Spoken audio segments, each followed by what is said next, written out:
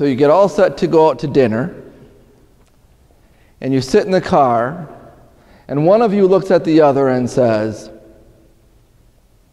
"So where do you want to go?" And there's a pause, and the second person says, "I don't know. Where do you want to go?" And there's another pause, this time a little longer, and the first person says, "Well, I don't think I feel like Chinese." And what just happened? What just happened? The economic psychologist and Nobel laureate Daniel Kahneman tells us that we do this all the time. When faced with a hard question, we simply substitute an easier one. The question, "Where do you want to go for dinner?" would require a mental analysis of all of the options and the consideration of multiple variables such as menu and distance and potential wait time and ambience and cost. So we just substitute an easier question. Am I hungry for Chinese? Yes or no? And the problem is that we do this not just with the little things like a decision for dinner, but we do it with the big things. We do it with the huge important questions that we really should spend time discerning and thinking about and discussing. Instead of tackling the tough question, we just substitute an easier one. For example, the question, how do I reach out, love, and connect with someone who's different than I am? Gets set aside, and instead our culture gets preoccupied with answering the question, should everyone be required to speak English? The problem with this duality, the problem is that the questions we substitute are always ones that require simple, easy answers, dualistic answers, yes or no, good or bad, right or wrong, my way or the highway, you are with us or against us. And that dualism has no middle ground. And so as a culture, we end up very polarized, very split. Those who would say yes and those who would say no, those who would say good and those who would say bad. And we argue and shout back and forth because we've left no room for middle ground. And this isn't a contemporary phenomenon. It's been around for a long time. Jesus struggled with the same thing.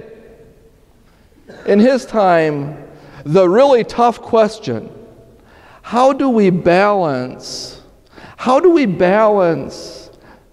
the traditions of the law with the teachings about love and forgiveness, was substituted with the simple question, should we stone the adulteress? And Jesus, of course, answered the harder question, not the easier one. Jesus rejected that duality and instead lived out and exemplified a much better alternative, a Trinitarian approach to life. An approach that seeks not to separate and divide into simple camps of yes or no, good or bad, but instead an all-encompassing, holistic approach to life, a life that he lived out with a mind for intellectual discernment, thought, contemplation, and consideration, a heart for compassion and love, and a spirit of forgiveness and fortitude and wisdom and understanding. And it's the same Trinity that we were all baptized into in the name of the Father and of the Son and of the Holy Spirit.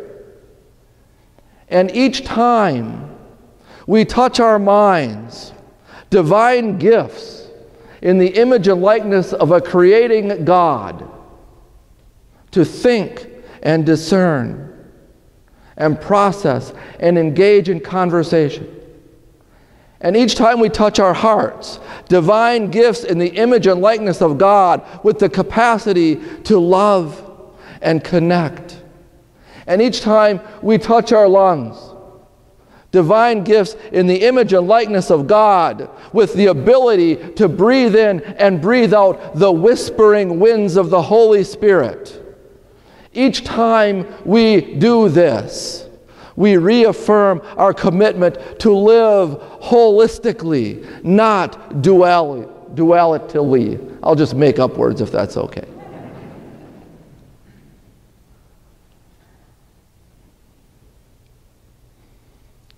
If we want to heal our lives, our families, our church, our society,